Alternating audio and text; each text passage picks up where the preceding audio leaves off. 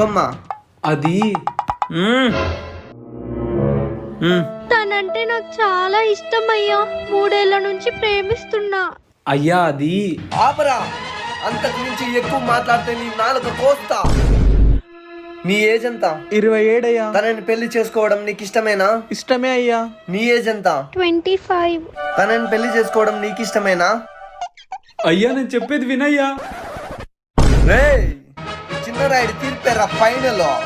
చేతులు కలపండి.